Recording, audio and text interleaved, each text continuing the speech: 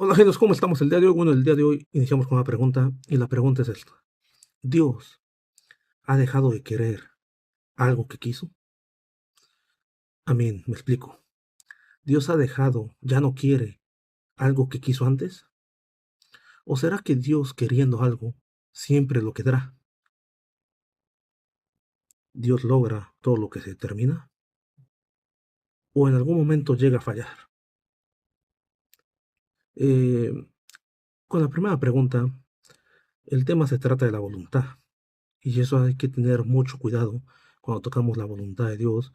¿Por qué? Porque vamos a tocar también, queramos o no, la inmutabilidad de Dios. Si Dios quiso algo y ha dejado de querer, ¿Dios cambia? Este tema es delicado y la tradición reformada ha lidiado con esto. Hoy le llamamos la voluntad decretiva y la voluntad preceptiva, ¿no? Eh, Vamos a leer un poquito, va. Dice así. Hoja indica más que las hace una distinción entre la voluntad de buen placer, la voluntad del beneplácito y la voluntad de la señal. Vermigli, de manera similar, señala que los escolásticos hacen una tal distinción y que él la encuentra fin, como una distinción entre la voluntad de Dios poderosa y eficaz, que ningún poder puede resistir, y la voluntad de Dios que se revela en su juicio y ordenanza, en la ley y en los mandamientos, en las promesas, en las amenazas y en los consejos de una palabra. La voluntad que debemos obedecer a estas dos voluntades, sin embargo, no son distintas como dos cosas o facultades separadas en Dios. Ojo, aquí esto es clave. Estas dos voluntades, sin embargo, no son distintas como dos cosas o facultades separadas en Dios. Más bien, estas dos voluntades surgen del hecho de que Dios no siempre revela la totalidad de su consejo a los seres humanos, sino que solo revela lo que es necesario para la salvación. Lo que se revela se llama la voluntad de señal, ¿no? De la señal. Lo que permanece en secreto y escondido en Dios es la voluntad aquí dice voluntad de buen placer, pero más mejor traducido sería la voluntad de su beneplácito, ¿no? Eh, o la voluntad del beneplácito de Dios. Vemos aquí que se hacen dos distinciones, pero también se aclara que no son dos voluntades, sino que es que Dios no siempre revela la totalidad de su consejo a los seres humanos. Por eso vamos a ver, encontramos aquí en la Santa Palabra de Dios, Primera de Pedro, capítulo 1, vamos a empezar desde el 18. Primera de Pedro, versículo 1, capítulo 1, versículo 19, 18.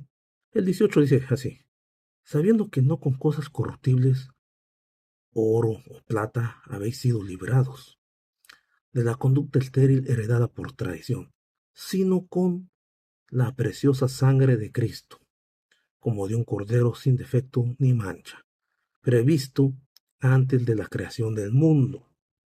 Ahorita vamos a regresar a eso de previsto, pero manifestado al fin de los tiempos a causa de vosotros. ¿Ok? Vamos al 20 que dice previsto antes de la creación del mundo. Este previsto literalmente dice aquí es conocido de antemano, entre paréntesis, por Dios y ordenado por él a ese fin. ¿A cuál fin? ¿A cuál fin? ¿De qué está hablando Pedro aquí? No habéis sido liberados por oro o plata, sino con la sangre preciosa de Cristo. Y por eso, a ver, es duro, pero algunos reformados hablan de que la voluntad de Dios era que Cristo fuera el madero. En otras palabras, entonces se te preguntan, ¿Dios quería la muerte de su hijo? ¿Dios quiso en sí la muerte de Jesús? ¿Y cómo la quiso? ¿O por qué la quiso? Y salen todas estas preguntas que es lógico porque cuando decimos que fue ordenado para eso, o que esa era la voluntad de Dios, que Jesús fuese a la cruz, entonces salen estas preguntas, ¿no? Dios quería que Jesús fuera a la cruz, Dios quiso que fuera a la cruz, lo determinó, fue desde antes su plan, Por eso digo, por eso estas preguntas que hice al principio. ¿Dios logra todo lo que determina? ¿Todo lo que se determina? ¿O si Dios queriendo algo, siempre lo quiere? ¿O Dios queriendo algo, hay alguna posibilidad que después ya no lo quiera?